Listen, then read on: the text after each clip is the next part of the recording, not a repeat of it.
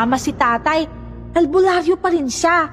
Sino man nangangailangan sa kanya, dapat niyang tulungan. Tungkulin yun.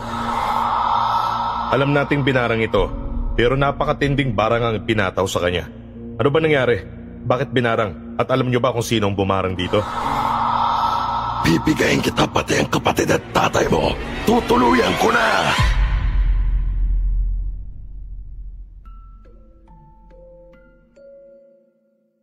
Kapag hiningan ka ng tulong, hanggang saan o gaano kalaki ang kaya mong ibigay? Isa ka ba sa mga taong bigay todo kung sumaklolo? O isa ka sa mga tao na iaangat lang ang ulo ng tao sa tubig tapos bahala siyang lumangoy kapag umahon? Ano ba ang kakayahan at prinsipyo mo sa pagtulong? Ang ibabahagi ko kasi ngayon, isang napakalaking karanasan ko sa pagiging albularyo. 8 taon na ang nakakaraan nang magpagamot sa amin ang isang aswang. Hindi ko lang alam kung pagtulong ba ang tawag doon, o kawang gawa, o katangahan, o kabutihang loob. Ang naging kapalit kasi ng panggagamot at pagtulong na yun, maraming bagay ang nagbago na hindi na pwedeng ibalik pa sa dati. Sa maniwala kayo't sa hindi, nangyari at totoo ang kwentong to. Ako si Elsa at ito ang aking kwento. Bago ko simulan ang storya, huwag kalimutang mag-subscribe bilang suporta sa ating channel. Pako! Pako! Ano ba? Pako, nasan ka? Ay nako, saan naman ba nagpunta yung batang yun? Yung mga hugasin, ititiwangwang na naman. Ay nako, Pako! Ate! Ay kabayo, ano bang ginagawa mo dyan? Kanina pa ako tawag ng tawag sa iyo eh. Yung mga hugasin doon, iipisin na naman. Hoy, Pako! Sandali lang ate. Anong sandali? Mag-iisang oras na ako naghahanap sa'yo. Hindi na sandali yun. Kasalanan mo na yun eh. Kanina pa naman ako nandito sa sulok eh. Pero teka lang muna. Sarap mong kaltukan eh, no? Namiloso po ka pa. Hugasan mo na yun bago pa dumating si tatay. Hay nako, ewan ko sa'yo ate. Hindi mo ba ako naiintindihan? Ano?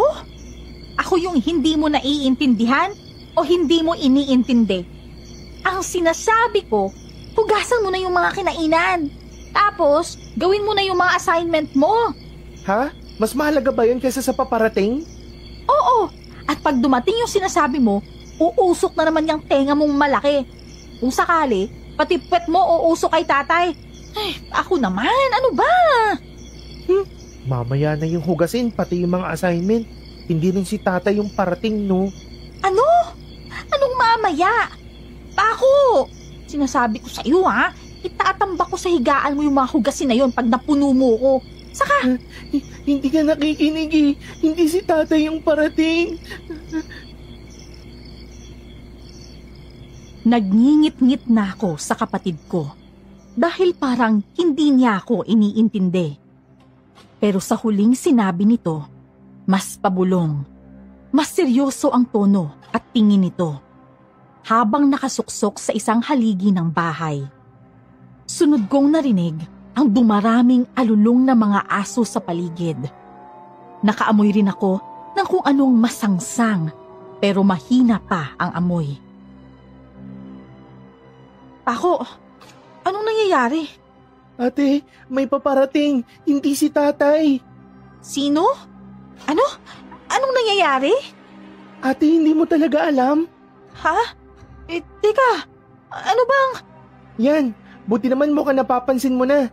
Nararamdaman mo na ba? Malayo-layo pa sila pero naririnig ko na. Nararamdaman ko na.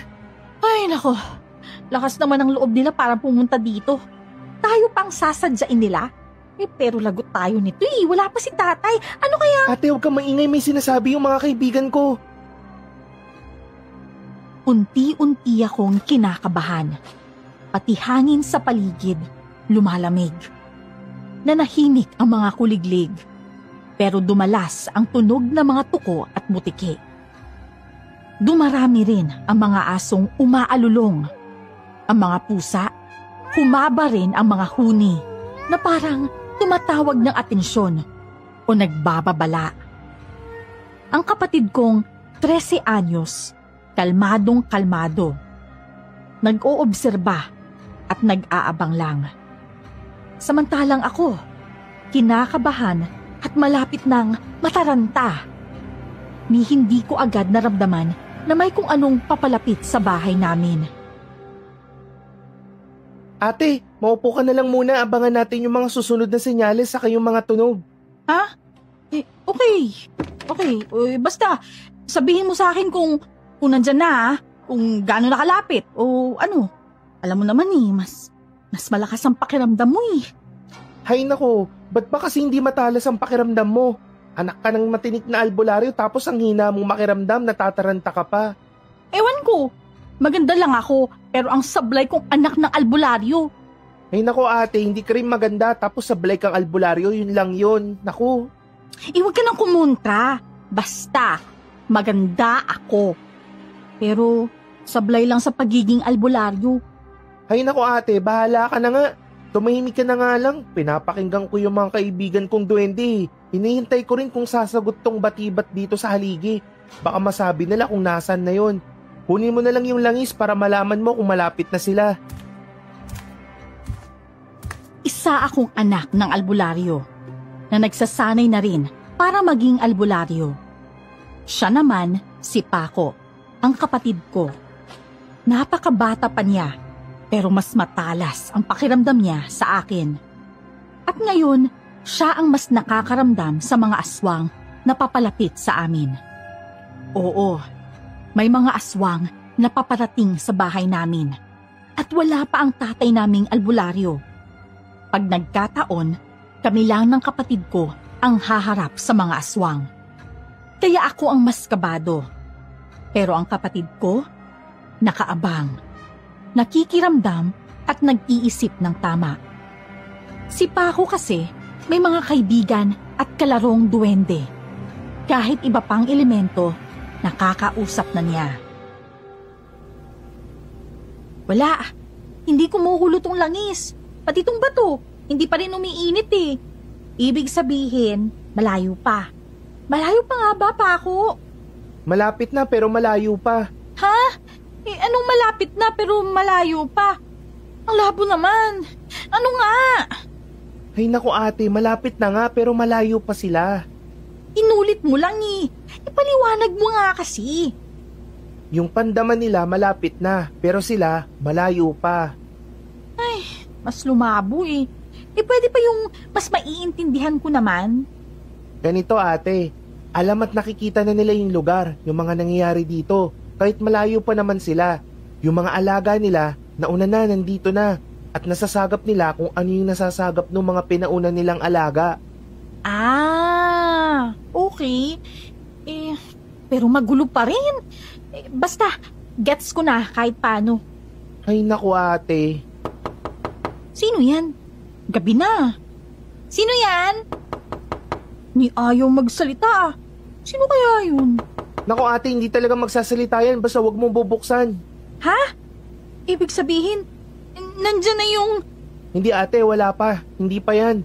Pero isa yan sa mga alaga nila. Nililito lang din tayo. Pag binuksan mo yan, pati tong loob ng bahay natin, pati to talagang makikita na rin nila. Mas makikita na nila tayo. Teka, magsindi na lang tayo ng kamangyan. Naku ate, buti naisip mo. Sige na, magsindi ka na. Minsan talaga sarap mong kalbuhin eh, no? Ako yung ate, pero kung makautos ka, kung makasagot ka, ay naku. Kasi nga ate, mas magaling ako. Oo na, sige na. Mas magaling ka ng albularyo. Ay naku. Pero, maganda pa rin ako. Ano nang sabi ng kaibigan mong duwende? Mas lumalapit na raw sila ate. Ha? Gaano kalapit?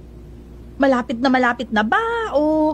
Malapit-lapit na raw pero para daw silang biglang huminto sa ngayon. Ha? Huminto? Ano yun? Baka nag-drive-thru? Ay naku ate, ang corny mo. Kasi sabi mo huminto. O baka naman, na-traffic? Saan ba daw dumaan. Ay, parang hindi ka nagjo-joke, no? Parang ganyan lang talaga kaya ng utak mo. Ay, nako. Ay, grabe ka ha. Igalang mo pa rin ako kasi ate mo ko. Nagjo-joke lang ako eh. Ay, kinakabahan na kasi ako. Huminto sila ate kasi nagtatawag pa sila ng puwersa. Baka ganun yun. Tao po. Tao po. Elsie. Friend. Tao po. Naku, Teka lang ate, wag. Siya po. Magandang buhay. Siya po. Elsie, friend. Tao po. Si Joma yun eh. Eh baka abutan siya dun ng aswang. Papasukin na natin. Ate, hindi yan si Joma. Di ba nga lumawa si Joma nang hiram pa sa'yo ng pamasahe? Shucks! Oo nga pala, no? Ay, naku. Ibig sabihin, yan na yung... Ano ba, hindi pa yan. Wala pa, nililito lang tayo. Hirap mong kasama. Ang problema, mukhang hindi umiepekto yung kamangyan. Pag ganyan na hindi na itataboy ng kamanyan yung mga aswang, sabi ni tatay, mas mataas na uri daw yan pag ganyan. Ay, oo nga pala. May sinabi nga palang ganun, no? Nakalimutan ko na kasi. Ako naman ate, konti lang naman talaga naaalala mo eh. Sabi nitong batibat, mas bumilis na yung paglapit ng mga aswang. Ay, nag-NLEX na siguro. Elsie, tao po, alam kong nandyan ka lang. Basta ate, wag kang sasagot. Yung mga bawang at asin, hawakan mo na. Kainis naman. Ninenervyos na ako eh. Sana ba kasi si tatay? Sana mauna siyang dumating. Lumalalim na ang gabi. Papalakas rin ang kabog ng dibdib ko. Kung ano-ano ang panlilinlang na ginagawa sa amin ng mga paparating na aswang. Hindi lang ang boses ng best friend ko ang ginamit nila. May kunwaring kapitbahay na tumatawag sa bakuran namin. Hindi namin pinagbuksan. Bawal din kahit sagutin man lang. Kahit ang silipin to, hindi rin pwede. Akala namin ay puro panlilinlang lang ang susubukan ng mga aswang. Pero mas nakakabahala pa pala ang mga sunod nilang gagawin. Hala, parang tumahimik. Ano kayang ibig sabihin nun? Umatras na ba? Nag-U-turn na ba? Ay naku ate, U-turn ka dyan. Mas malala. Naku, ang hirap nito. Ha? Bakit? Ano nang mangyayari? Biglang hindi ko na kasi marinig yung mga duwende, pati yung batibat, di ko na makausap. May ginawa sila dito sa lugar natin, ewan ko na kung anong nangyayari. Ha? Eh ba't ganun? Ibig sabihin, tinanggalan tayo ng signal? Ganun ba yun? Para pala silang PLDT eh. Walang pasabi? Mawawala ng koneksyon, di walang pakonsuelo. Ang sakit mo sa ulo. Manahimik ka na nga. Ngayon tuloy, mas aasa tayo sa pakiramdam. Alam mo naman yung pakiramdam ko eh. Kaya mas ako yung aasa sa'yo. Ay naku ate, wala ka ng pag-asa. Grabe ka. Palupit ka ng palupit sa akin ha. Kasi naman dapat ikaw yung mas matalas sa atin eh. Oo na, maganda lang ako. Ay naku naman, si tatay. Nasaan na ba kasi si tatay? Sana naalala niya yung milk tea ko. Grabe, inuna mo pa yung milk tea. Subukan natin makipag-usap sa mga elemento gamit yung tubig, baka gumana pa yun. Bigla ngang tumahimik ang paligid. Pero mas nakakabagabag ito. Nawalan pa kami ng ugnayan sa mga elementong kausap ni Paco. Si tatay, wala pa rin. Magdadalawang oras na kaming nakikipaglaro ng hintayan. Pero hindi namin alam kung sino ang mauuna. Si tatay kaya o ang ayaw naming dumating? Oh, ano? Gumana ba? Parang wala rin eh. Kainis. Wala rin kahit yung sa tubig nakakaasar. Ang problema sa langis, kukulo lang yan pag nandyan na sa paligid yung aswang. Mas maganda pa rin na makausap yung mga duwende kasi mas marami saka mas malinaw yung malalaman natin sa kanila. Kasi hindi na kailangan yung mga elemento. Ha? Ano? Uy, yung langis kumukulo na. Konti pa lang pero talagang mas malapit na nga sila. Saka, mas naaamoy ko na rin sila. Paano na nga? Ha? Anong paano? Di lalaban kung talagang aabutan tayo, yung buntot ng pagi saka mga asin at bawang. Yung mga bintana, paglalagyan na lang din natin ng asin at bawang. Yung walis natin, kalbo na. Pwede pa ba to? Ano? Saan yung mas maayos na walis? Ay nako, pwede na yan. Ilagay na lang din natin, bahala na. Nandyan na nga yata talaga. Wala pa naman pero konting-konti na lang. Ano ba naman yan? Naku, sana may enforcer sa crossing para matraffic pa sila. Napakahirap kasi na wala dito si tatay. Ang tagal naman nun. Bahala ka na nga dyan. Di ba pinuntahan yung pamilyang Nabarang? Kita mo naman yung lagay ng mga yun eh. Nung isang araw na nagpunta tayo, punong-puno na ng insekto yung bahay nila tapos pati yung bibi nila nangingitim na yung paa. Basta sa ngayon, kailangan nating harapin to nang wala si tatay. Humanda ka na lang. Mas malinaw na yung mga tunog nila. Pero pahina na rin ng pahina. Ibig sabihin, malapit na talaga sila. Kasabay ng mga alulong ng mga aso, ang mga tunog ng pakpak, kakaibang ibon, at mga kakaibang ungol na unti-unting humihina. Kapag kasi mas mahina ang mga tunog na yon, mas malapit ang mga aswang. Kaya yung mga walang alam sa aswang, malilito at madaling mabibiktima. Wala na tayong marinig. Napakatahimik na. Humanda ka ate, nandiyan na sila. Diyos ko, nandito na talaga. Wala na talagang atrasan to. Susubukan kong palabasin yung mga kaibigan kong duwende, pati yung batibat. Hindi naman talaga tayo sanay eh. Kailangan natin ng tulong. Sana matawag ko rin yung kaibigan kong tikbalang. Kaso, pasaway kasi yun eh. Naku, bahala na nga. Ate, nandiyan na sila sa bakuran. Pinapaligiran na yung bahay. Diyos ko, pati sa bubong meron na rin. Mula taas hanggang sa lupa meron. Ba't naman kaya sila sumugod ng ganito? Kasi, hindi kaya yan yung isang angka ng aswang na kinalaban ni tatay nung isang buwan? Yung nambiktima ng mga bata dun sa isang baryo? Pwede din ate. Kaso sobrang lakas ng mga yun. Mga may kulam din sila pero ewan ko rin. Napakaraming aswang na galit kay tatay eh. Ang kwento ni tatay, bago pa man dumating ang mga mananakop, ang mga ninunong albularyo na niya ang kilala at inaasahan sa napakaraming bayan. Kaya sabi rin niya, ilang henerasyon na rin ng mga elemento at mga nilalang ng dilim ang nagpasalin-salin na rin ang galit at balak na maghiganti. Pero ngayon, sino mang lahi ng aswang to, nakalalamang sila dahil kaming mga anak na tinuturuan lang ang nadatnan nila. Tay, sumagot ka naman. Ipit na ipit na kami dito. Naku, wala. Hindi masagot. Isa pa nga. Ano ka ba ate? Kaysa magtatawag ka dyan, mag-focus ka na lang dito sa lagay natin ngayon. Darating din yun si tatay. Kailangan lang, mabuhay tayo hanggang sa dumating siya. Basta nandito tayo sa loob ng bahay, ayos pa tayo. Protektado pa tayo dito. Sigurado ka? Naligtas tayo sa loob? Kasi parang may nakakapasok daw. Ako naman, wisit ang kukunat ng mga to. Sa maliliit na butas ng bubong, unti-unting sumusuot at lumalaylay pababa ang mahahabang buhok.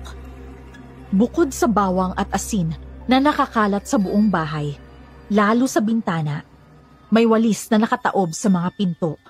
May orasyon pamproteksyon din ang buong bahay. Pero ang ilang parte ng mga aswang, unti-unting pumapasok. Ibig lang sabihin, sobrang lakas ng mga aswang na to. Dumadami na yung nakakasuot ng mga buhok. Nakakaasar na. Pagsisindihan natin yung mga buhok. Bad trip, ano bang gusto ng mga to? Pati sa lababo, may lumulusot na. Masusukol tayo. Ate, pati sa banyo may lumalabas na rin. Bilisan mo ate, magsunog pa tayo. Magdahan-dahan kayo. Balak nilang masunog ang loob ng bahay para mapilitan kayo magsilabas. Huminahon kayo. Si tatay, nandiyan na sa labas. Tay! Tay, tulong! Humalma ka nga. Tay, napakarami nila. Ingat ka. Ako nang bahala dito. Kayo dyan, kumalma lang kayo. Huwag kayong matatakot. Paganahin nyo yung mga utak nyo. Kayong mga walang ya, kaninong angkan kayo ng aswang? Napakalakas naman ang loob nyong sugurin ako dito. Akala nyo ba'y kaya nyo ako? Wala pang aswang ang nakatalo sa lahi ko. Kahit magalusan man lang, wala pang makakagalo sa akin. Oo nga pala, pinakamalakas na albularyo ang lahi natin. Kaya umayos ka dyan. Matatalo natin tong mga to. Ayun, umatras yung mahabang buhok. Tara, sumilip tayo sa bintana para maalalayan natin si tatay. Diyos ko, sobrang dami pala talaga. Isang batalyon yan ah. Uulitin ko, anong pakay nyo rito? Hindi karaniwang kilos ng mga sinaunang aswang na suguri ng malakas na kalaban ah. Malamang, mga bagong dugo kayo, kaya padalos-dalos ang kilos. Ano? Sagot! Kung ayaw nyo magsalita, ihilahin ko mismo sa mga bunganga nyo ang sagot. Hindi mabilang ang dami ng mga aswang na unti-unting pumapalibot sa kanya.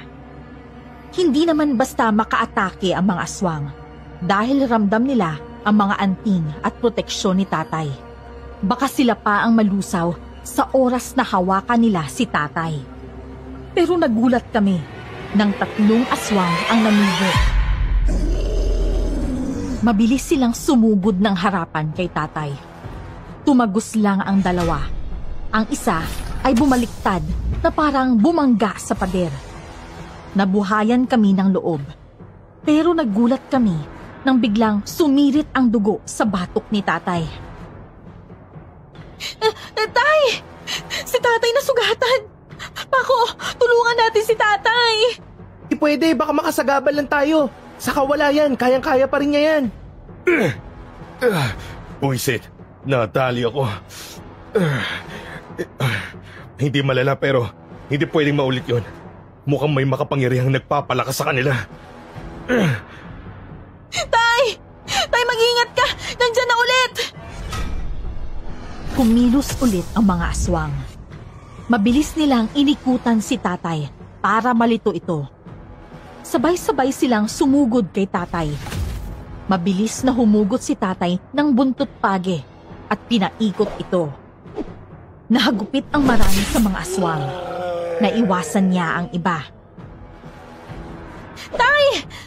Ang galing ni tatay! Kayang-kaya kahit mag-isa! Ikaw lang naman yung masyadong kabado eh. Siyempre, tatay natin yan eh. Saka, kita mo naman, di ba? Sobrang daming aswang. Ang lalaki, ang bibilis pa. Ate, kahit anong dami niyan, kahit gaano pa kalaki ang mga yan, mas makapangyarihan si tatay. Kasangga ni tatay ang kalikasan.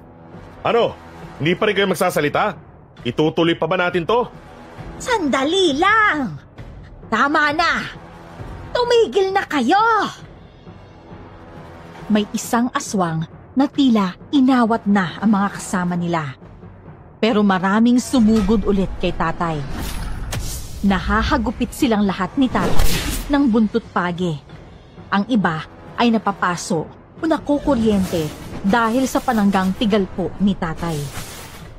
Nang nakalagpak na ang karamihan sa mga aswang, may 2 pang grupo ng aswang ang biglang nagdatingan. Lagot! May mga resback! Ang dami! Mas dumami pa yata sila! Nako, akala ko inawat na sila nung isa kanina. Tapos biglang may nagdatingan pa. Ba't ganun? Ayaw niyong magsipaglubay? Talagang nagtawag pa kayo ah. Sige, magsisugod kayo. Kahit tawagin niyo pa ang buong angkan niyo. Sabi ng tama na! Magsitigil na kayo! Hindi tayo nagpunta dito para... Sige, lapit! Ang unang papasok, babagsak! Mula sa likod, nagsisugod kay tatay ang isang grupo ng mga aswang. Napaso lang din ang mga ito nang madikit kay tatay. Habang nanonood kami mula sa loob ng bahay, laking gulat namin nang makarinig kami ng mga angil mula sa likuran namin. Diyos ko! Pako! Nakapasok sila! Napasok tayo! Ano? Paano nangyari yun? Tay, napasok kami! Buisit na mga aswang to. Mag-ingat kayo. Gamitin yung lahat ng itinuro ko sa inyo. Pako! Ang hirap nito! Humanda ka! Mula sa hagdan ng 2nd floor, nagsisigapang pababa ang 2 babaeng nanlilisik ang mga nagbabagang mata. Naglalaway at nakaumang ang mahahabang pangil. Biglang humaba ang mga buhok nito. Nagulat kami, kaya napuluputan kami ng buhok. Kainis! Bad trip! Nahuli tayo! Pako!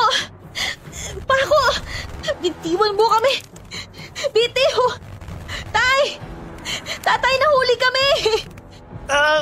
Kumalma ka. Subukan mo tumawag ng elemento. Kumalma ka lang. Nahihirapan akong huminga. Malapit na sila sa atin. Kainis talaga. Halos mabalutan na ang buong mukha namin. Dahan-dahan, gumagapang palapit sa amin ang dalawang aswang na takam na takam. Pilit kaming pumipiglas, pero napakahigpit ng pagkakapulupot sa amin. Pinilit kong tumawag ng elementong natatawag ko dati.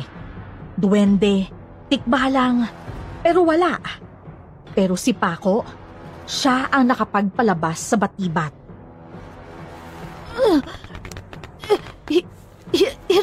Hirap na ako. Paco! Ito na, nandito na yung batibat. Konting tiis lang ate. Buti dumating ka. Kailangan namin ng tulong. Hirap na kami. Aswang ang kalaban. Alam kong kayang-kaya mo yan, dali. Isang babaeng maladyablo ang mukha, mataba at napakabaho. Yan ang batibat. Nilapitan ng batibat ang dalawang aswang. Nagsiatras ang dalawa. Sinubukan pang sugurin ng mga aswang ang batibat. Pero ni hindi ito nagalusan. Pisikal na atake ang ginawa ng mga aswang. Hindi ito tumalab dahil espiritu ng kalikasan ang batibat. Nahirapan ng huminga ang mga aswang. Lumuluwag din ang pagkakapulupot ng buhok. Nang tuluyang nawalan ng malay ang mga aswang, nakalas na rin ang buhok ng mga ito sa amin ni Paco. Diyos ko! Paco, ayos ka lang? Ayos lang ate. Ikaw ba? Muntik na akong mawalan ng malay, pero kinaya naman. Salamat sa'yo, batibat. Maraming salamat.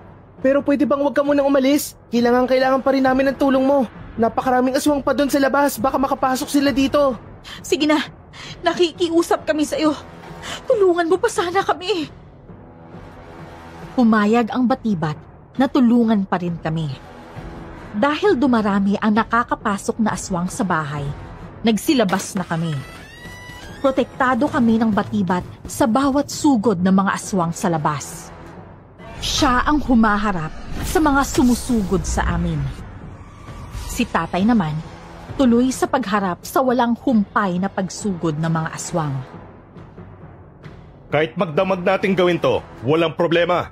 Malalagas kayo bago pa sumikat ang araw. Elsa, Paco, ano na nangyari? Tay! Ayos lang. Tinulungan kami ng batibat. Pero hindi pa rin nababawasan yung mga aswang. Tatapusin na natin to ngayon. Yung orasyon, naalala nyo? Malaking tulong ang kailangan natin sa kalikasan kaya kailangan ko kayo. Hindi ko sure kung alam ko pa yun eh. Pero susundan ko na lang kayo. Ay nako, talaga naman. Yung memory mo kasing ikli ng damit mo, no? Grabe ka sa akin ha. Naaalala ko naman eh. Hindi ko lang kabisado. Lumubay na nga muna kayo. Tara, gawin na natin. Puso ng tao. Puso ng kalikasan. May pisi, tulay ng ugnayan. Tagahabi ng hangin. Tagahawi ng tubig. Tagahulma ng apoy. Tagabungkal ng lupa. Buwan at araw. Hindi namin hiling na tumungo sa amin, kundi sa paglusog ng kaaway. Iadya kami sa pagdanak ng dugo, sa pagkaputol ng hininga. Yapusin kami at salagin ang bawat sunggab at hataw sa amin. Kalikasan ang kaligtasan. Kaligtasan ang kalikasan. Sa isang orasyon, nakiusap kami sa kalikasan na tulungan kami. Ilang segundo matapos ang orasyon, isang bugso ng napakalakas na hangin ang humampas. Nagsitilapon ang mga aswang. Pagbangon nila, sinimulan ulit nila na ikut-ikutan kami. Unti-unting may nagbago sa hangin. Para bang bumigat ito at naramdaman na to ng mga aswang. Anong nangyayari? Ang hirap gumalaw. Sinabi na sa inyo. Tumigil kayo! Oh, ano kayo ngayon? Mabilis pala kayo Wala yung lakas at bilis nyo ngayon. Dapat, kanina pa kasi kayo sumuko. Ewan ko kung anong pumasok sa mga kukote nyo para sugurin ako sa bahay ko. Ngayon, kahit ang magsisi, hindi ko kayo bibigyan ng pagkakataon. Ang matutulin na kilos ng mga aswang, bumagal na. Tinulungan kami ng mga elemento ng hangin.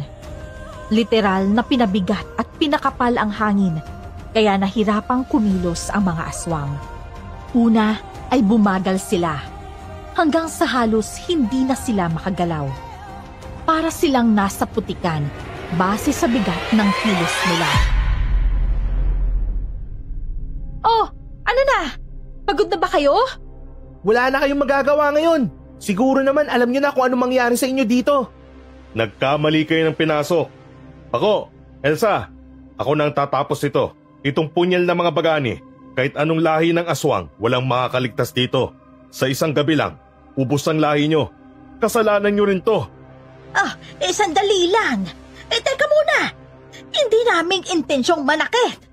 Sandali. Ano ka mo? Isang batalyong aswang kayong sumugod dito, tapos wala kayong intensyong manakit? Ano bang kagaguhan yan? Maniwala ka. Pakinggan mo muna ako. Ang labo naman yan. Kami mga anak pa nga ang sasamantalihin nyo sana Tapos biglang hindi kayo mananakit? Ano yun? Gusto lang kami laruin? Kilitiin? Ano ba naman kayo? Desperadong kilos na sumusugod kayo sa akin na alam nyong hindi kayo mananalo? Tapos ngayon, biglang magmamakaawa kayo? Tama na to. Tatapusin ko na kayo dahil sigurado babalik kayo pag pinaligtas ko pa kayo ngayon. Maniwala ka. Kailangan namin ng tulong mo. Ikaw lang ang pwedeng makatulong sa amin. Sinubukan lang namin ang kakayahan mo. Kung ikaw nga talaga ang hinahanap namin. Maawa ka. Kailangan namin ng tulong mo. Ano? Sinusubukan nyo lang ako? Muntik mapahamak ang mga anak ko sa ginagawa nyo tapos sinubukan nyo lang pala ako? Lalo nyo lang pala akong ginalit sa kalokohang pinagsasabi nyo. Patawarin mo kami. Ako na ang humihingi ng dispensa. Aaminin ko, talagang sumobra ang marami sa amin. Hindi ko sila nakontrol. Pero ang talagang pakay namin sa'yo ay magpatulong. Hindi mo naintindihan? Muntik yung patay ng pamilya ko tapos magpapatulong pala kayo? Humihingi ako ng tawad sa'yo. Bilang patunay ng paghingi ng tulong ang pakay namin, narito ang ilan sa mga makapangyarihang bato ng angkan namin. Ibibigay namin ito sa'yo. Tulungan mo lang ang aming prinsipe. Kahit paano ibayad niyo sa amin, wala yan kung napatay niyo kami kanina. Naglolokohan lang pala tayo dito Wala akong tatanggapin kahit na ano mula sa mga gaya niyong mga umatake ng patalikod. Tapos ang usapan. Uunahin na kita. O sige, ulo at puso ko ang ibibigay ko bilang kabayaran ng ginawa namin kanina. Basta sagipin mo lang ang buhay ng aming prinsipe. Bilang albularyo, alam kong kayang-kaya mong gawa ng paraan na ang nangyari sa kanya. Tapusin mo ako, pero pakiusap, gamutin mo ang aming prinsipe. Tatapusin kita, ang mga kasama mo, pati ang prinsipe nyo. Alam kong hindi ka ganyang klaseng tao. Alam kong may puso ka. May puso ako, oo. Pero kayo, wala. Kaya hindi ko kayo pwedeng buhayin. Pero binuhay ka ni Anita noong ikaw ang naghihingalo. Noong ikaw ang nasa ganitong sitwasyon. Natigilan si tatay sa binanggit ng matandang aswang. Naikwento ni tatay, agaw buhay siya dahil napuruhan ng tiyanak. Pero isang aswang ang gumamot at sumagip ng buhay niya. Naging kasintahan niya ang aswang na tumulong sa kanya. Pero hindi yon ang naging nanay namin. Kalahi namin si Anita, ang aswang na sumagip rin sa buhay mo. Tinulungan ka niya. Kahit ilang dekada kayong nagtugisan at kahit napatay mo ang lahat ng mga kapatid niya. Kaya ngayon, kami ang nakikiusap sa'yo. Kami naman ang may kailangan ng tulong mo. Buisit. Di ko akalaing maririnig ko ulit ang pangalan ni Anita. Tay, huwag ka magpaloko. Ginagamit nila yung utang na loob mo sa kanila. May history pala eh. Ano yan, Tay? Alam ko yun, pero hindi na lang ito ang basta utang na loob. Albularyo pa rin ako. May kakayahan akong manggamot at tumulong. Ha? Pero sinugod nila kami kaninang wala kayo. Tsaka paano tayo makakasigurado na hindi tayo aatakihin ulit ng mga yan pagkatapos mo silang tulungan? Malamang nagawin nila yon. Pero oras na mga hasila, tutuluyan ko na sila at mauubos ang buong lahi nila sa isang iglap. Tama si tatay. Albularyo pa rin siya. Sino man nangangailangan sa kanya, dapat niyang tulungan. Tungkulin yun. Pero sa ginawa nila kanina, hindi sila dapat kaawaan. Sige na nga, pero baka pagsisihan nating lahat to. Sinisiguro ko sa inyo mga anak, sakali mang meron pang maitim na balak ang mga aswang na to, mapipigilan ko yon at tutuluyan ko silang puksain. Pero sa ngayon, gagawin ko ang tungkulin ko bilang isang albularyo.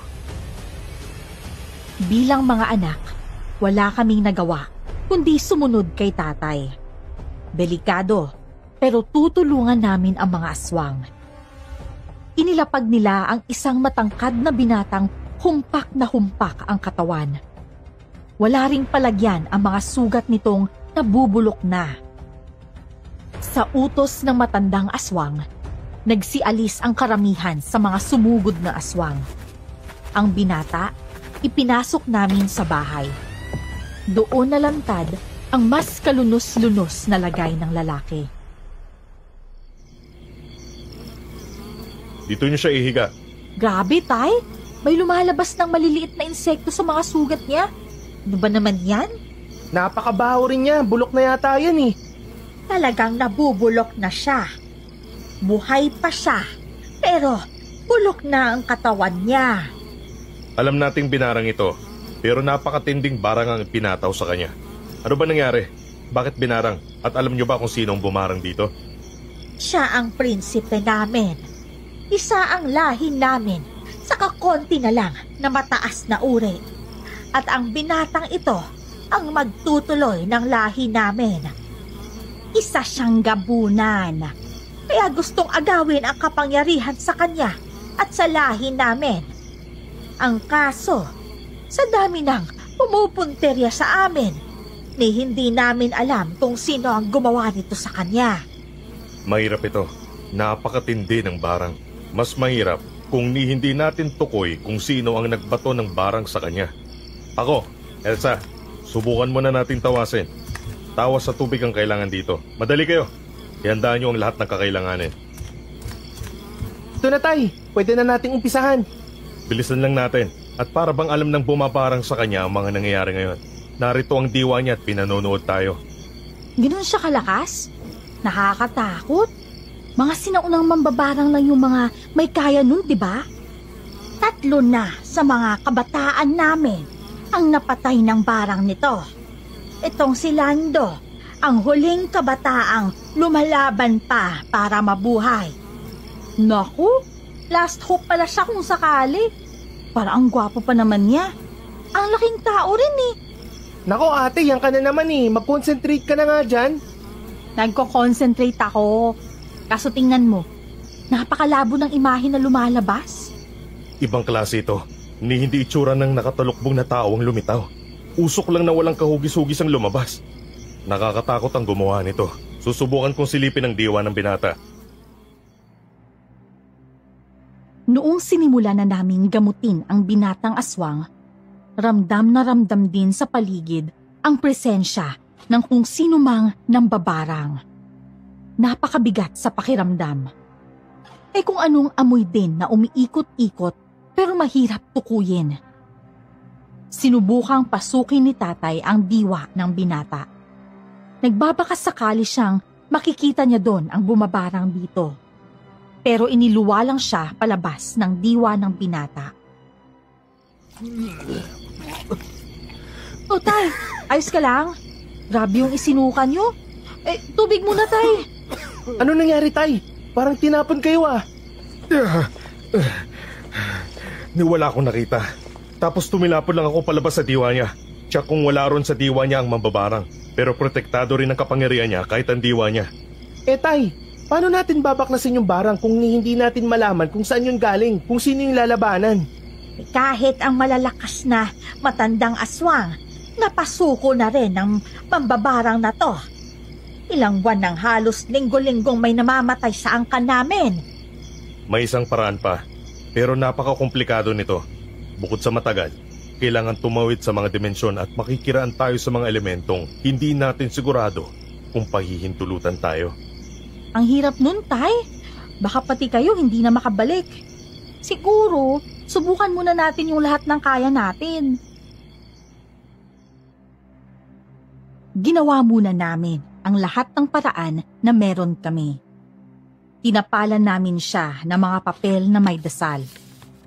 Inipitan din sa mga daliri ng mga tingting at dahon na may dasal. Inilubog rin namin siya sa tubig, saka dinasalan para salain sana ang negatibong enerhiyang nagpapahirap sa kanya. Pero lahat yun, wala. Ano ba naman yan? Nakakapagod na to. Pati lakas natin parang nahihigop na. Parang lalo pang lumala si Pogi. Tay, igat na yung lumalabas sa bibig niya. Kuhol na rin yung gumagapang palabas ng tenga niya. Ibaliktad natin siya. Itatapal ko sa batok niya itong orasyong hinanda ko. Nangingisay na ang binata. Lalong nananariwa ang napakaraming sugat nito sa katawan. Idinapa na namin siya. Pagtapal ng papel na may orasyon sa batok nito, gulat na gulat kami sa mga sunod na nangyari. Nagkikisay siya, humunat at humaba ang mga kamay at paa. Umangat ang katawan niya sa kama. Lando! Kayanin mo, Lando! Lando! Hindi ko maipaliwanag ang lakas at itim ng barang sa kanya.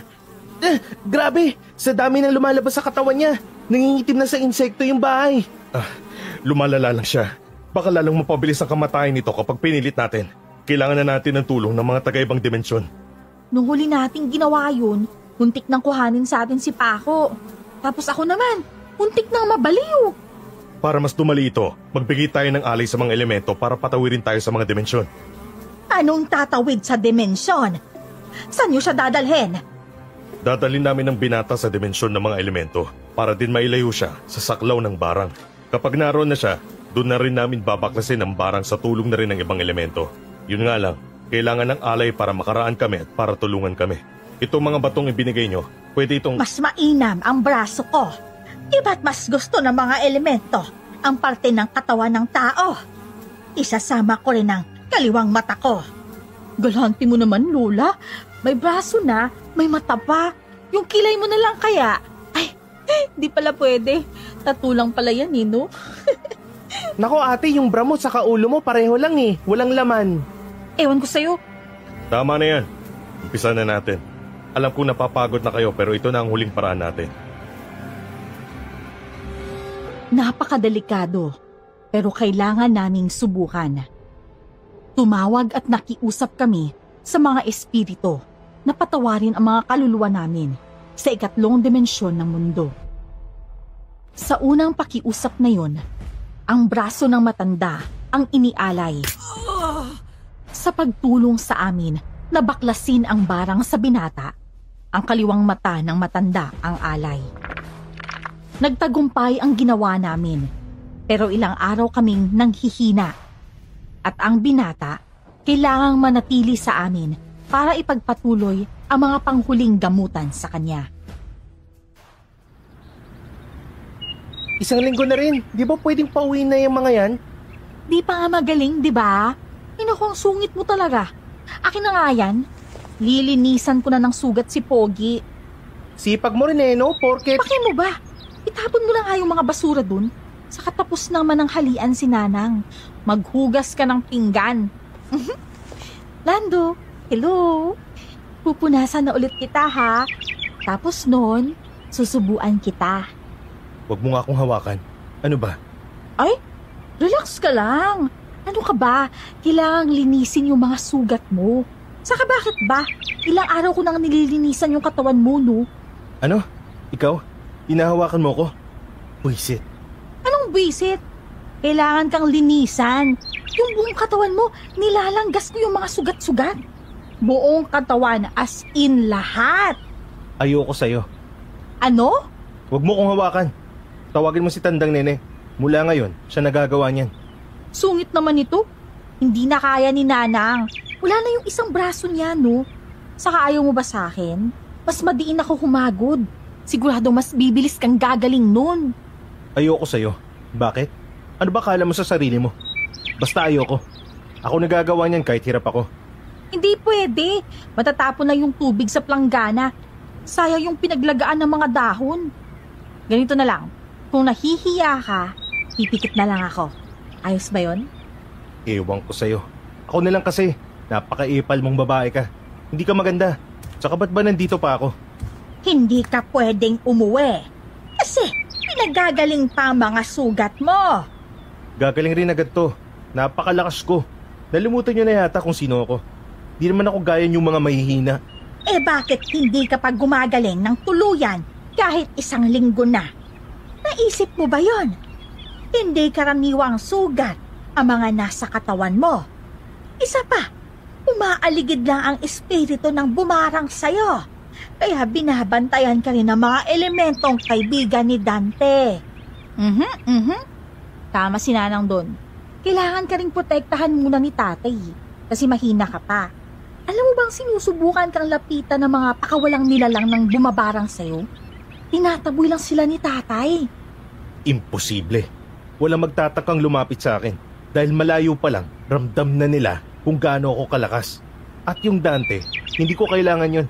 Hindi ko kailangan ng proteksyon o tulong. Kaya pala mamatay-matay ka na nung dalhin ka dito, no? Bangkay ka na nga nun eh. Nabubulok ka na nga eh. Si tatay lang ang gumawa ng paraan para mabaklas yung barang sayo. At hanggang ngayon, nakikipagbuno siya sa bumabarang sayo. Hindi ka titigilan nun, lalo ngayong mahina ka. Kahit kailan, hindi ako humina.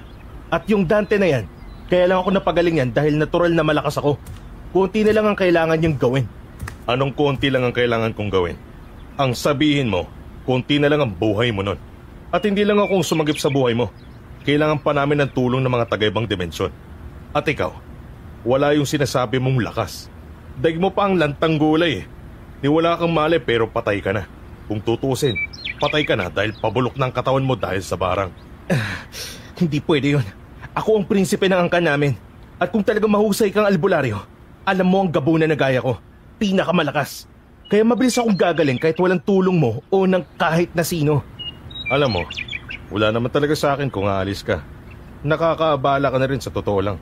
Pero ang angkan mo, lagi itong nakikiusap sa akin. Kayo ni Tandang Nene ang mag-usap. Umalis ka kung gusto mo. Sana pala'y umpisa pa lang, hindi na kita tinulungan. Sayang ang oras at lakas na inilaan namin sa'yo. At oo, alam kong gabunan ka. Pero ikaw yung uri ng gabunan na puro hangin lang.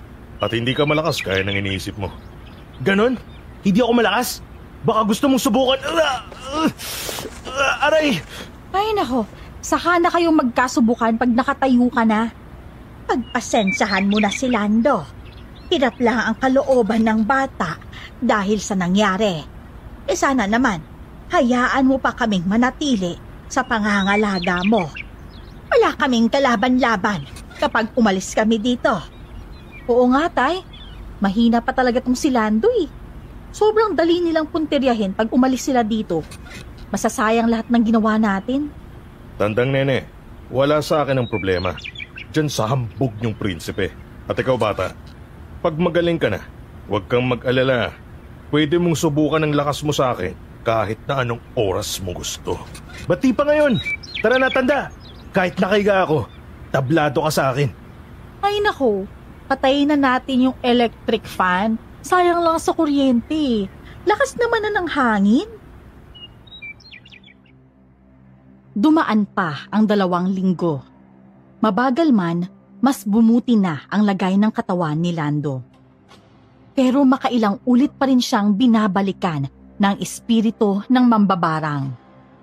Tuwing 3:00 ng madaling araw, may aninong lumilitaw sa bahay at nilalapitan si Lando. Dito magdurugo ang tenga at bibig ni Lando. Minsan ay lalabas si Lando ng bahay, pero tulog ito. Makikita na lang namin na papunta na siya sa isang malaking anino na pulang-pula ang mga mata. Naitataboy pa naman ni tatay ang mga nilalang na ito. Ano ba yan? Ba't napakatabang naman? Saka hindi ako kumakain ng ganyang gulay. Ayoko niyan. Kain kang bato, kuha kita sa labas. Gusto mo? Ano? Hoy! Aray! Ba't mo pinigay yung sugat ko? Buisit! Kasi po, sinasaniba na naman kayo. At ikaw naman pa ako. Tigilan mo na yan ha. Alam mo na may saltik to eh. Pinapatulan mo pa. Doon ka na. Paparating na si tatay. Linisin mo yung kulungan ng baboy doon. Dapat yun man lang ipalinis din sa batugan dyan eh. Wala lang ang ginagawa, reklamo pa ng reklamo. Ba't ako maglilinis ng kulungan ng baboy? Mas kayo yung sanay sa mabaho eh. Oo nga eh, nasasanay na kami sa amoy ng higaan mo eh. 2 linggo ka ng halos walang tayuan dyan eh. Linisan mo na nga sabi. Ay naku, sakit kayo sa ulo. Hoy, kapatid mo ba talaga yon? Parang ang layo ng itsura eh. Gwapo nun, ang kinis ng mukha tapos mas matalino din. Hoy, di nga kami magkamukha. Pero maganda ako. Hindi kami magkasing talino. Pero binigay ko lang kasi sa kanya yung talino ko para naman mabawasan ako ng konti. Medyo maganda na nga ako. Tapos sobrang talino pa. Saka ako yung ate. Ako na nagpaubaya. Ewan ko sa'yo. Makalabas na nga muna. Hoy! Hoy! Saan ka pupunta? Hindi ka pa pwedeng lumabas. Nababagot ako dito eh. Ilang linggo na ako nakakulong dyan. Magpapahangin lang ako. Hoy! Ibawal ka nga kasing lumabas. Saka papaypayan na lang kita para may hangin. Gusto mo, kipan kita para mas refreshing. Baho-baho ng hininga mo eh. Hoy, anong mabaho? Ba't wala kang kaangal-angal nung nag-kiss tayo nung... Hoy, yung bibig mo ah. Pabaho na nga, pasmado pa. Bakit? Ayaw mo pang aminin eh. Ikaw tong biglang... Panaginip lang yun. Pangit-pangit mo eh. Ba't kita... Basta, saka di ka ba nahihiya? Pinagsisigawan mo yan? Nako, ikaw ang dapat mahiya, no? Tinatanggi mo pa. Biglang lumabas ng bahay si Lando. Hinabol ko naman siya. Nakatingin ang lahat ng tao sa amin habang nagtatalakan kami habang naghahabulan. Sa haba ng talakan namin, nakarating na pala kami sa ilog. Wala nang tao doon, kaya kinabahan ako na baka doon siya atakihin ng bumarang sa kanya. Pero kahit anong sabihin ko, kahit anong sigaw ko, tuloy-tuloy lang si Lando. Hoy! Lando! Hoy! Ano ba naman to? Napapaos na ako dito! Ba't ka kasi sumisigaw? Pinagtitingin na nga tayo doon dahil sa'yo eh. Ba't naman hindi ako magsisisigaw? Ayaw mong magpaawat eh. Tingnan mo nga yan. Umabot na tayo sa ilog oh. Paano kung lumitaw dito yung bumabarang sa'yo, ha? Dilulumpuin ko para din makabawi na. Tapos pupulutanin namin ng tatay mo. Yabang kasi nagtatay mo eh. Kala mo kung sinong magaling. Magaling naman talaga yun eh. Ikaw, electric fan ka lang. Hoy! Saan mo nakuha yung bangka? Anong gagawin mo dyan? Ewan, nakita ko lang dito. Hiramin ko lang. Ano ba? Hindi pwede. Huwag mo kong hilahin. Hoy! Aray! Tara, hanapin natin ng One Piece. Nakakita pa ng bangka si Lando. Ewan kung paano, pero naisakay niya ako at tuluyan niya tong nadala sa gitna ng ilog. Nung unay, tinatalakan ko pa rin siya, pero natahimik rin ako sa ganda ng ilog. Pero iba ang pakiramdam ko sa paligid. Parang may nanunood. Parang napakalapit lang. Ano? Tahimik ka, no? Ang ganda pala dito. Ang tahimik. Hindi ka pa ba nakakapunta dito? Hindi pa. Lagi lang naman din ako nakakulong sa bahay. Hindi nauubusan ng gawaing bahay. Luto, linis, laba, mga baboy. Kundi gawaing bahay, tumutulong sa panggagamot ni tatay. Kaya ka pala ganyan eh. Para kang taga-kuwebe. Nagsisisigaw ba naman nung lumabas? Napakabwisit mo naman kasi. Kita mo nga nakarating na tayo dito sa ilog. Napakalayo na nito. konti nga ang pumupunta dito kasi delikado. Delikado? Takot lang sila. Pero ganda-ganda dito eh. Saka kung bahala sa'yo, enjoy mo na lang. Total sabi mo, di ka ganong nakakalabas. Enjoy ka na lang, ako kasama mo. Ipapasyal kita, sagot kita. Sa totoo lang, unti-unti akong kumakalma sa tabi ng napakayabang na lalaking yun. Habang lumalayo kami sa ilog, paganda ng paganda ang tanawin. Lalo ring nawawala ang takot ko. Para bang may pakiramdam akong safe sa kanya. Ewan, pero masyado na yata akong napapanatag sa kanya. Sa 2 linggo kasing nasa bahay siya, palihim rin kasi kaming nagkukwentuhan. Uy, ganda dun ah. Daming puno, no? Tara, baba tayo dun tapos manginain tayo ng mga bunga. Bahala ka na nga. Kunwari ka pa. Sabihin mo gusto mo rin. O ito, Aratilis, para sumakit tiyan mo. Walang hiya ka talaga no? Pero salamat. Ang totoo niyan, madalas kaming mag-picnic nila nanay dito nung bata pa kami. Kaso, nawala si nanay. Tapos, busy na si tatay ngayon. Drama pala ng buhay mo, no? Nakakaawa ka naman. Buti dumating ako sa buhay mo, no? Alam mo, gwapo ka talaga eh.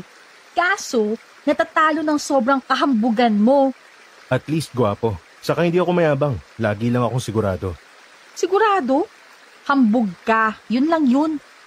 Pero, salamat nga talaga. Kahit nakakabwisit ka.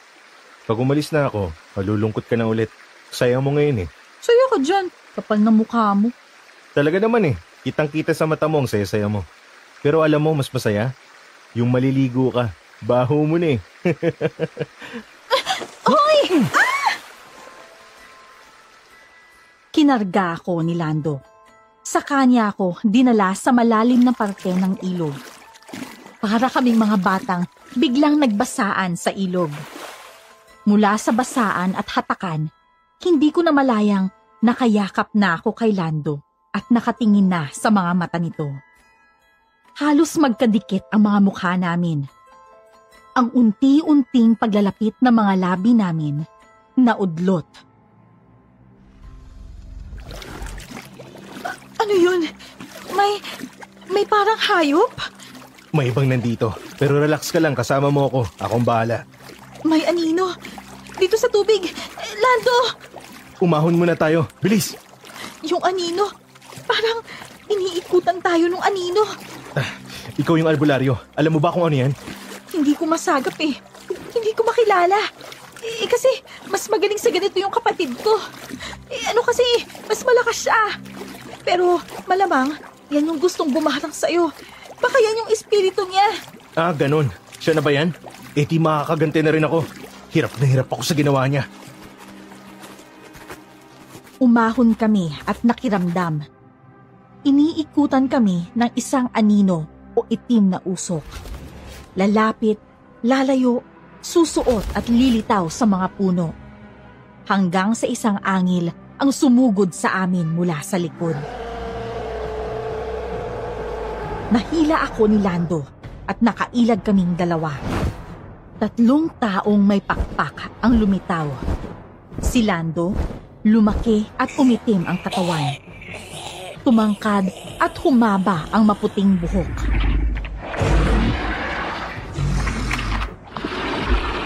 Isaong gabunan, mga basura lang kayo. Bumubuelo pa lang ang mga aswang. Agad na silang nadunggol ni Lando. 5 aswang pa ang naglabasan sa lupa. Pero agad rin silang pinagdadakot ni Lando. Pinagbabalian niya ng leeg ang mga aswang. Walang nakapalag sa laki at bilis ni Lando. Isa pang aswang ang pasalising humatak sa akin mula sa likod. Ginawa niya akong panangga kay Lando. Nakasakal sa leeg ko ang mahahaba nitong kuko. Sumulpot si Lando sa gilid nito at binutas niya ang tagiliran ng aswang na may hawak sa akin at nakawala ako.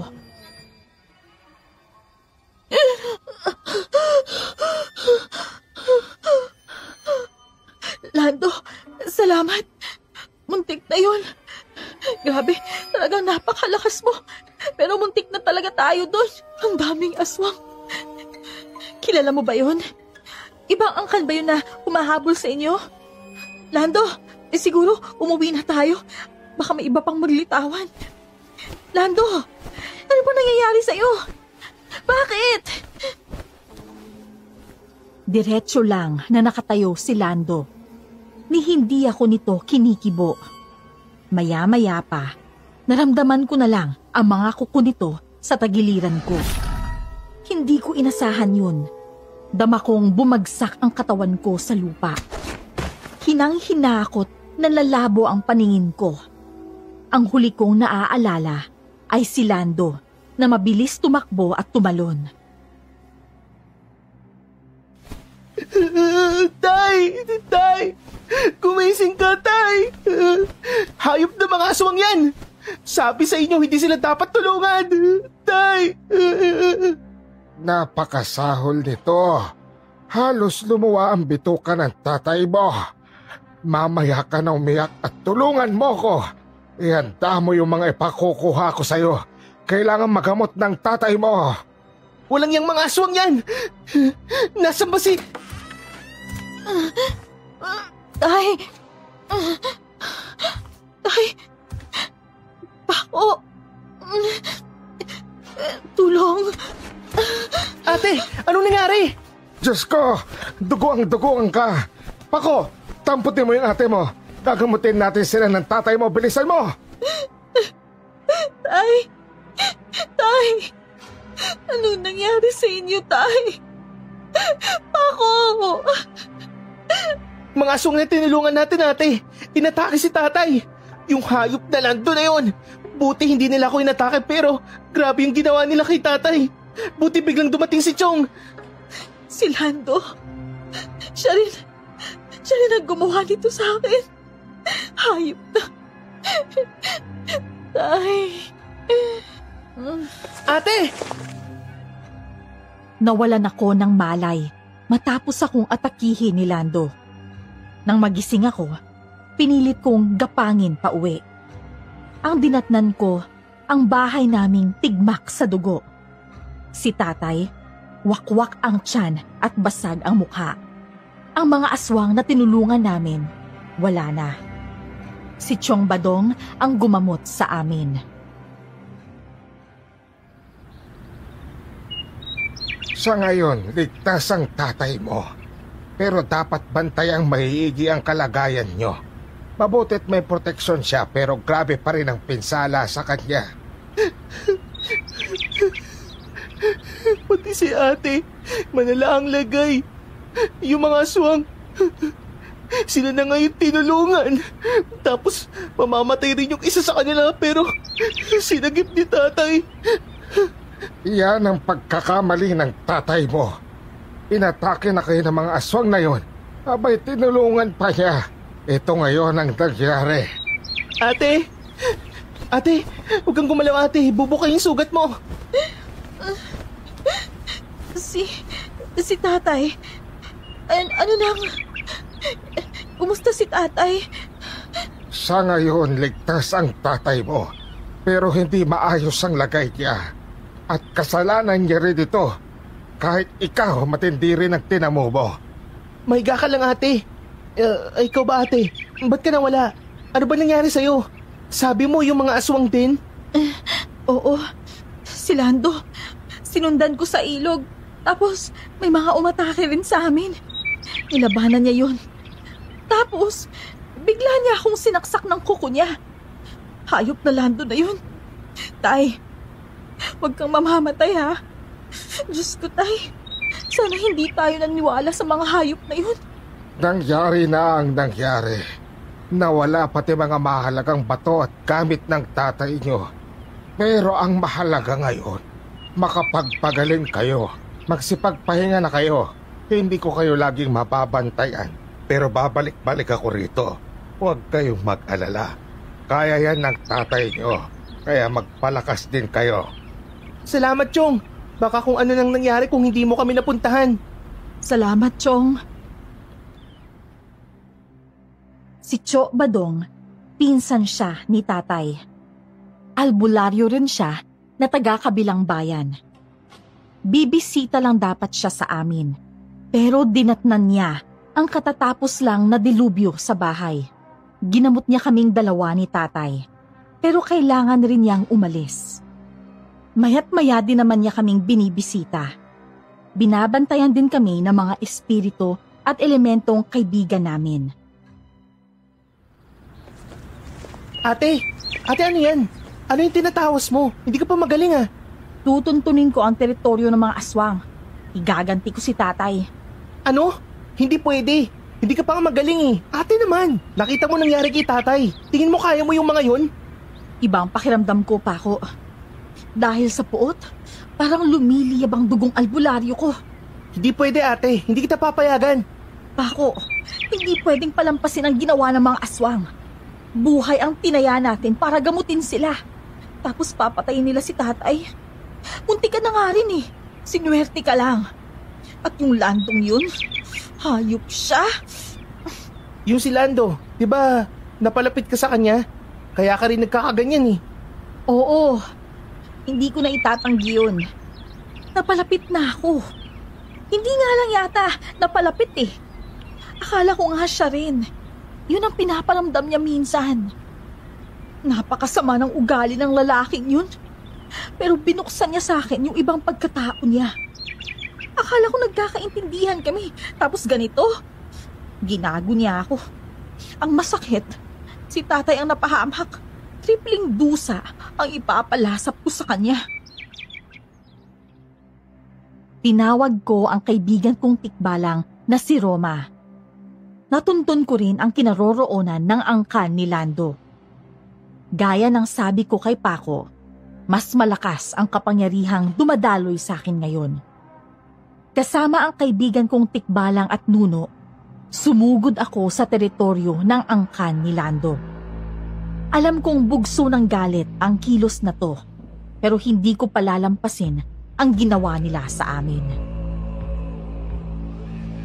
Salamat, Roma. Buti na lang talaga sinamahan mo ko.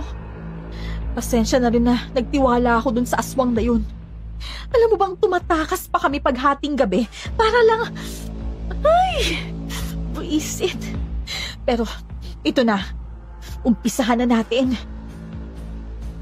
Sa labas ng isang maliit na gubat na maraming puno sa gitna, umihip ako ng isang tigalpo. Tigalpo na magpapahina sa lahat ng pandama ng anumang nilalang ng dilim. Nagsuot rin ako ng tigalpo o orasyon na pamproteksyon sa katawan. Bit-bit ang tabak at buntot pagi. Pumaloob na ako sa delikadong gubat. Gulat na gulat ang mga aswang pagpasok ko. Agad ko silang nahagupit. Bagsak ang 4 na aswang. O ano? Laban! Sige! Tinulungan namin kayo. Tapos wawalang yain nyo kami? Kundi ba naman kayo mga demonyo? Mga mapanlin lang. O sige, lasapin nyo tong galit ko. Para to sa tatay ko. Ni hindi ko nagamit ang proteksyon ko. Bago makalapit ang mga sumusugod, hagupit o tabak ang sasalubong sa kanila. Panay din ang damba ng kaibigan kong tikbalang. Napabagsak ko ang mga mas batang aswang. Sunod kong nasalubong ang mga pinuno at nakatatandang aswang. O ano? Mahina pala talaga kayo eh. Binigla nyo lang si tatay, pero wala kayong binatbat. Nasaan si Lando? Babae. Elsa, ikaw yung anak ni Dante. Anong nangyayari? Ba't mo ginagawa to? Bakit mo mukha mo? Isa ka pang gurang ka. Nagmakaawa ka pa. Inulol niyo yung tatay ko. Ginago niyo kami. Ano bang sinasabi mo?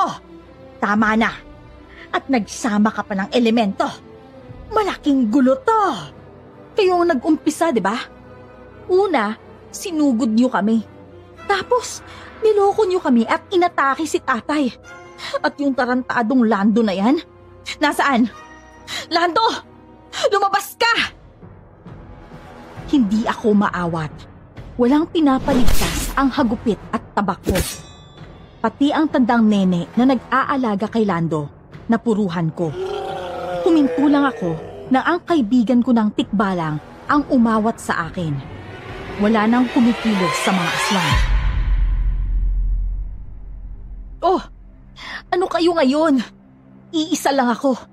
Babae pa. At ako pa ang sinasabing pinakamahina sa pamilya namin. Nakakaawa ang mga itsura niyo. Pero hindi pa ako tapos. Magtutuos kami ni Lando. Yung mga humihinga pa, sana datnan kayong buhay ni Lando. Ibalita niyo sa kanya na gumante si Elsa. Yung isa sa mga albularyong gumamot sa kanya. Diyan na kayo, mga basura, mga mahihina. Marami sa mga aswang ang napuksa ko. Ilan ang nabuhay, pero napuruhan. Umalis akong nagngingit-ngit pa rin. Dahil wala dun si Lando. Ipinahanap ko pa siya sa tikbalang, pero hindi na sumang-ayon sa akin ang kaibigan ko. Sapat na raw ang mga nangyari. Sinamahan ako ng tikbalang hanggang sa makauwi ako. Ate, kamusta ka? Ayos ka lang ba? Nakita mo naman, di ba? Walang kagalos-galos. Pinulbos ko sila. Pero sayang, kasi wala dun si Lando eh. Hahanapin ko siya. Baka nga ako na ang puntahan niya dahil sa ginawa ko. Mas mabuti yun. Ano ba naman ate? Hindi na tama yan. At anong tama? Ha? Ano bang gusto mong gawin ko? Tingnan mo nga ang lagay ni tatay. Sa ginawa mo, nabago ba yung lagay ni tatay? Pero naiganti ko si tatay. Hindi si tatay ang ginaganti mo. Gumanti ka dahil nadisgrasya si tatay sa kamay ni Lando. Si Lando na nagugustuhan mo na. Hindi mo alam ang sinasabi mo. Saka ayaw mo ba nito? Di mo ba nakikita? Mas malakas na akong albularyo. Noon, ako yung pinakabobo. Ako yung pinakamahina sa pamilya natin. Ngayon, dahil sa galit ko, mas malakas na akong albularyo. Ate naman, dahil sa galit kaya ka lumakas? Hindi naman ganyan ang albularyo eh. Si tatay, alam niyang pwede siyang mapahamak pero nanggagamot pa rin siya. Ikaw, lumakas kang albularyo dahil sa galit mo? Tama ba yun? Tama lang yon. Ang mga ginamot ng tatay mo ang muntik nang pumatay sa kanya. Dapat lang silang gantihan. Yang mga aswang na yan, hindi sila dapat pinagkakatiwalaan. Na hindi nga sila dapat pinubuhay. Dapat, lagi silang tinutugis at pinupuksa. Nagkaroon lang ng walang kwentang kasunduan ng mga taong may kapangyarihan at mga elemento. Kaya malaya pang nabubuhay ang mga aswang. Pero dahil rin sa kasunduan yan, nakakapambiktima ng mga inosente ang mga aswang. Ngayon, dapat ang mga albularyo puksain ng mga aswang. Ewan ko, Chong. Kasi sabi ni tatay ang pangunahing tungkulin ng albularyo, manggamot. Tama na! Hindi tayo matatapos. Basta si Lando, tatapusin ko siya. Ano yun? Mga aswang, napakabilis naman nilang nakasunod. Chong, ba't nawala yung proteksyong ipinalibot niyo dito sa... Pako! Lando, wag! Ang lakas ng loob mong gawin sa amin yun. Sa akin! Tikman mo ang gate ng isang gabunan para sa lahi niya! Huwag ang bata! Wag! Pako! Sa gitna ng pagtatalo namin, sumulpot si Lando. Lumusot ito mula sa bubong. Dinampot si Paco at sa kanya inihampas sa pader ang kapatid ko. Lupaypay na lumagpak ang kapatid ko. Bumaliktad si Chong sa bigwas ni Lando. Susunggaban na ako nito, pero nahatak siya ng malignong alalay ni Chong. Naigapo siya ng buntot ng isang nakakatakot na anino. Bumigkas ng orasyon si Chong. Maya-maya pa, para kaming hinigop ng tiyan ng anino. Para kaming nahulog sa madilim na bangin. Nang iniluwa kami ng dilim, sa bahay ni Chong ang bagsak namin.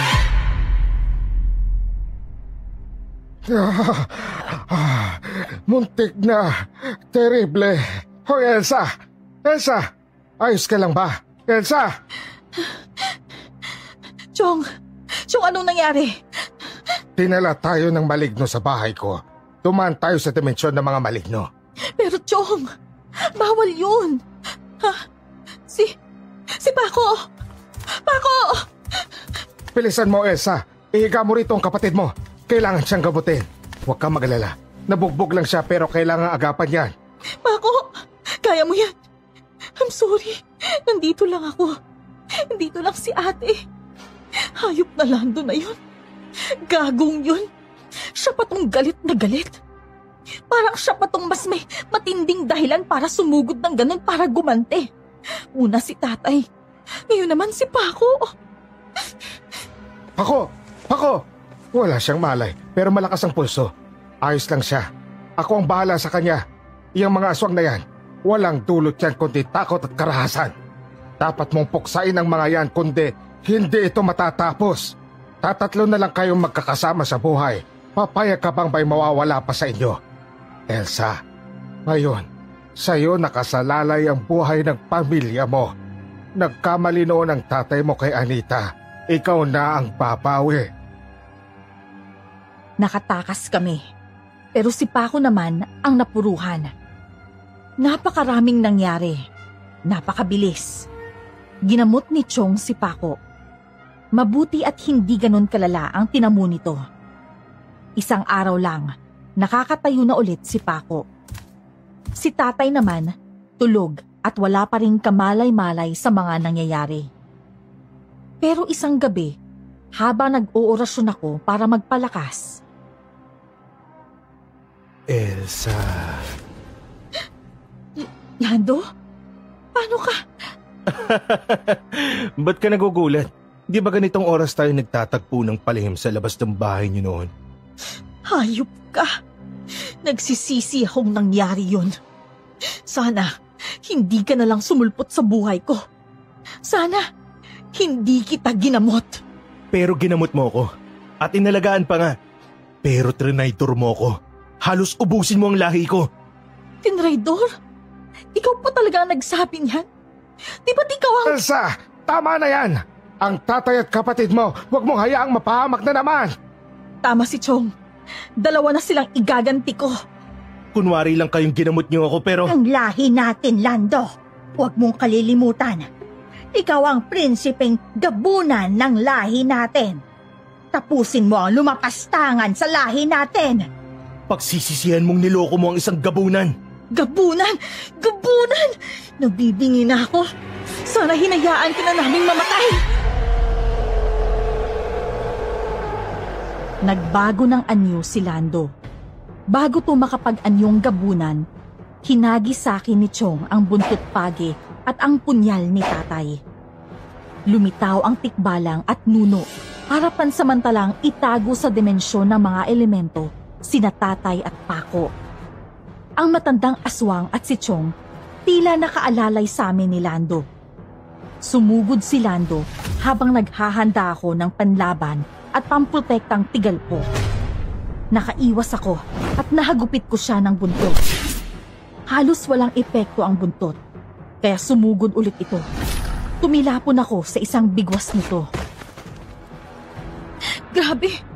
May proteksyon ako pero nayanig ako.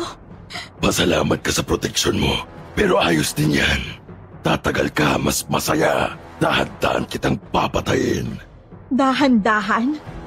Ang sabihin mo, mahina yung atake mo. Huwag kang magpatama, Elsa. Gamitin mo ang isip mo. Gabunan yan, kaya tatagos sa mga panangga ang atake niyan. Ituloy-tuloy mo, bata. Hindi niya kaya ang lakas mo. Hindi ko na masundan ang mas bumibilis na si Lando. Nasusugatan na niya ako. Nabitiwan ko na rin ang punyal at buntot. Wala akong nagawa kundi magtago muna.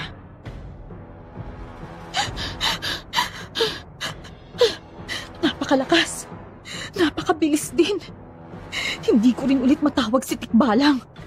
May kung ano na namang nangyayari.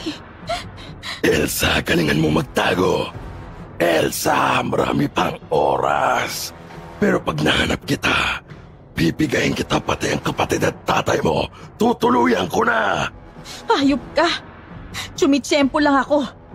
Pero nanghihina ako. Paano kaya talunin ng ganito kalakas na aswang? Grabe, napakaraming anting dito. Pero wala akong alam sa paggamit nito. Walang makakatulong sa akin dito. Ano to? Kay tatay to ah. Ba't nandito to? Sa pagtatago ko sa mga kwarto at kabinet, may pamilyar na bagay akong nakita. Nakita ko ang pinakaiingatang medalyon ni tatay. Gabi-gabi niya tong dinadasalan para alagaan at palakasin. Naroon din ang mga balabal ni tatay na bigay ng mga nuno. Ito yung mga nawalang gamit ni tatay nung unang atake ni Nalando. Chong, ano bang nangyayari? Nandyan na ako, Elsa. Kanina pa kita naamoy. Wala ka nang matataguan. Lagot na. Paano? Bahala na. Isusuot ko tong mga to. Kay tatay naman talaga to eh. Anong nangyayari? May mga nakikita ako. Ano to? Hindi si Lando yung... ba't ganon? Elsa, malapit na ako. Nang isuot ko ang medalyon at balabal ni tatay, tila ipinakita nito ang mga nangyari sa ilog habang magkasama kami ni Lando. At nung gabing inatake si tatay, isang itim na nilalang ang lumukob at kumontrol kay Lando nung nasa ilog kami. Inatake kami ni Lando dahil kontrolado siya ng itim na nilalang. Habang nakatuon ang atensyon ko sa ipinapakita sa utak ko, nahablot ako ni Lando palabas sa kabinet. Tapos na ang taguan. Lando, sandali. Huwag, may nangyari. Napakalakas mong mga insulto kanina. Ngayon manlilinlang ka na naman. Lando, may kailangan kang malaman. Hindi totoo lahat. Hindi na ako maniniwala. Papatayin na kita. Hinagis ako pataas ni Lando. Sa kanya ako sinalo ng tuhod. Parang nagkandabali ang tadyang ko. Kailangang malaman ni Lando ang totoo. Pero hindi na ako makapagsalita. Hindi na ako makagalaw. Hinatak niya ang balabal at medalyon. Ilang minutong natigilan si Lando. Alam kong pinapakita rin sa kanya ang mga totoong nangyari nang suotin niya yon. Lando, niloko tayo. Niloko tayo. Si Chong, pati si Tandang Nene, ginawa nila lahat to para magkagulo tayo. Gusto nilang paghatian ang kapangyarihan ng angkanyo at ni tatay. Hayop! Nakita ko na! Alam ko na! Mga hayop! Tanda! Magpakita ka! Binata, tapusin mo siya. Ikaw ang aswang na nakatakdang pumatay sa albularyong tatapos sa lahi natin. At siya ang albularyong nakatakdang umubo sa lahi natin. Matagal nang nakasulat ang tadhana niyong dalawa. Minana pa ninyo ito sa mga magulang ninyo. Ikaw na anak ni Anita at si Elsa na anak ni Dante. Kayo ang pupuksa sa mga lahi ng bawat isa. Kalokohan. Para ano? Para paghatian niyo ang matitira. Tapos, kayo ang magiging pinakamakapangyarihan. Wala akong pakialam kung ano ang minana namin. Kung ano ang nakatakda. Hindi pwedeng tadhana ang magpapasya ng lahat. Inabot ko ang kamay ni Lando at ipinasa ang orasyon para makita niya ang nagtatago sa ibang dimensyon. Nakita na niya si Tanda at Badong na nagmanipula ng lahat ng nangyari. Dahil suot ni Lando ang balabal at medalyon, mas malakas at mas mabilis na atake ang nagawa niya. Sa isang hataw, umulan ng dugo at nahati ang dalawang matanda.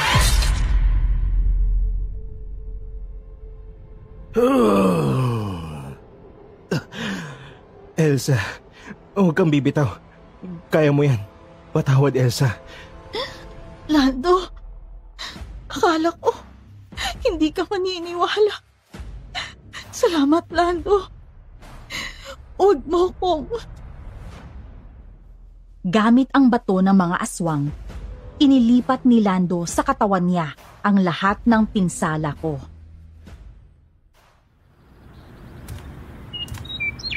Tay, ayos na ba kayo?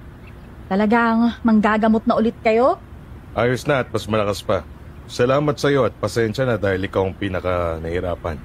Hindi nahirapan yan, nakatagpo pa nga yan ng... Aray! Tayo, nangungutos oh! Tumahimik ka kasi. Maghugas ka na lang ng pinggan doon. Sana makita ulit natin ang hambog na yun. Para naman mabawasan yung pagkabugnutin mo. Sina Tatay at Paco tuluyang gumaling matapos ang 2 buwan.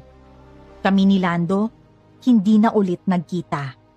Pero paminsan-minsan, parang may mga senyales na tinatanaw niya ako mula sa malayo. Sa totoo lang, Miss Esperanza, ibinahagi ko ang kwentong ito para sana mahanap si Lando. Malabo, pero sana malaman o marinig ni Lando ang kwento namin. Sana isang araw dumating ulit siya, hindi na para magpagamot. Miss Esperanza, dito ko na tinatapos ang kwento ko. Maraming salamat dahil nandyan kayo para sa mga kwentong gaya ng sa akin. God bless at more power.